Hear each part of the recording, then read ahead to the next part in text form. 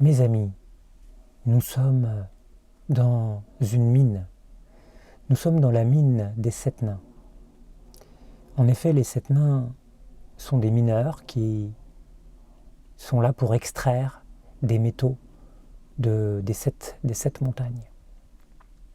Et si je commence avec vous l'exploration de ce conte par les 7 nains, c'est qu'il y a une raison profonde. Les 7 nains sont sous terre. Les 7 nains creusent sous terre. Ils sont dans l'antre de Gaïa, de la terre-mère. Et ils sont invisibles, puisqu'ils sont sous terre. Et ils sont un petit peu dans les lieux inférieurs. C'est le mot latin loci inferi, qui a donné inferi, enfer. Et donc en fait, ils sont en Hadès, nos 7 nains. Et ils creusent en Hadès, dans l'ombre. Vous l'avez compris, vu la pénombre de ce lieu. Ils creusent avec leur piolet pour pouvoir extraire de l'or et de l'airain, dit le texte des contes de Grimm. Nous l'avons compris, les 7 nains sont là pour descendre dans l'ombre, pour descendre dans les souterrains, pour creuser et extraire des métaux précieux. Il y a donc dans le rôle des 7 nains dans ce conte une fonction de la matrice qui est la fonction invisible, la fonction, si j'utilise les associations planétaires, une fonction plutonienne, une fonction invisible. Et c'est une des fonctions de la mère. On sait bien que une des fonctions d'une mère, c'est d'avoir un rôle invisible à jouer. Parce que d'abord, nous grandissons dans le ventre de notre mère, nous sommes invisibles. Nous commençons notre incarnation, nous sommes dans une vie aquatique. Et nous sommes cachés. Et c'est cette fonction cachée qui est la fonction des 7 nains. Et c'est une fonction très importante parce que c'est de ce qui est caché dont dépend tout le reste.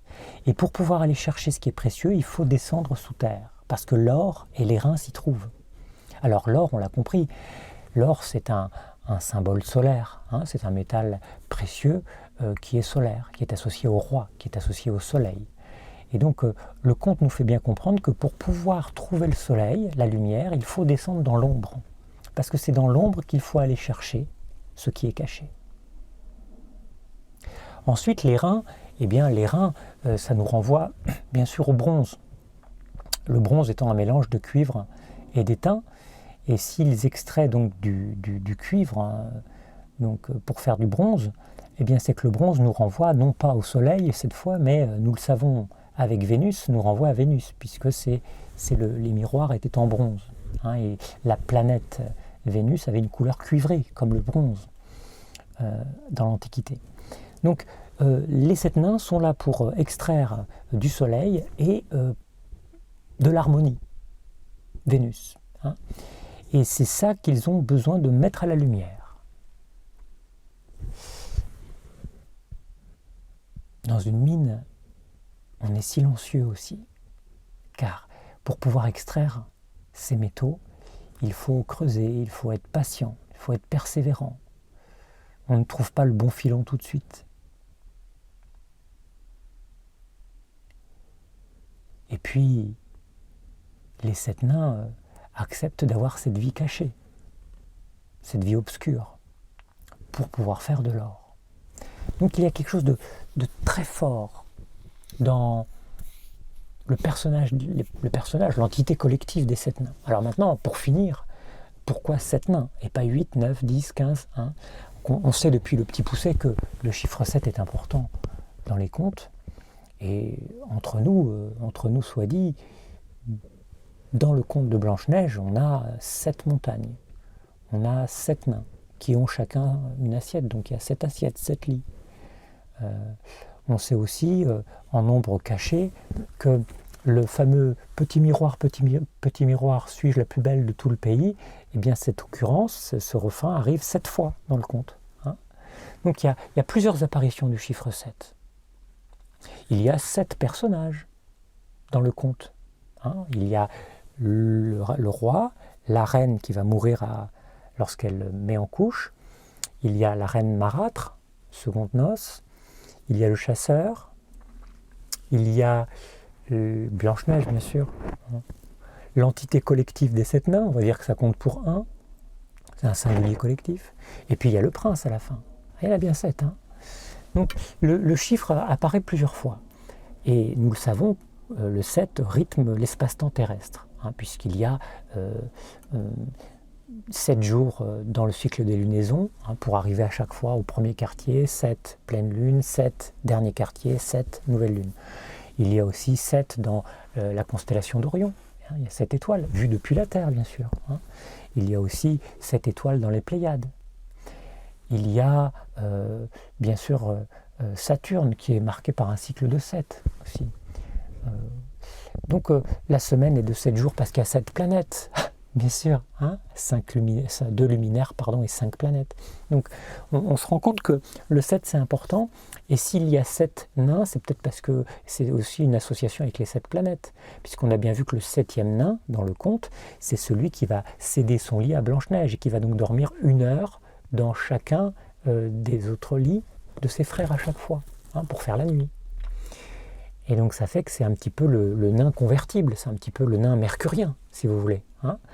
Et donc, si vous voulez, on peut faire aussi cette association en se disant que Blanche-Neige, pour pouvoir être elle-même, il faut qu'elle intègre les énergies des 7 planètes, illustrées par les 7 nains, bien sûr. Donc, on se rend compte que le chiffre 7 est important et qu'il n'est pas anodin. Pourquoi ? Parce que cela veut dire que les nains nous donnent la leçon que pour pouvoir démarrer notre cheminement intérieur, il faut d'abord accepter d'être dans l'ombre, sous terre, dans l'espace-temps terrestre, pour pouvoir ensuite cheminer vers la lumière et surtout s'emparer de la lumière qui est au fond de nous, qui n'est pas chez Pierre-Paul Jacques, elle est au fond de nous. Alors, je ne vous parle pas des prénoms des 7 nains parce que c'est une invention de Disney, dans les années 30. Dans les contes de Grimm, il n'y a pas de prénom donné aux 7 nains. Je vous dis, c'est une entité collective. Il y a le premier, le deuxième, le troisième, jusqu'au 7e. On a les nombres ordinaux.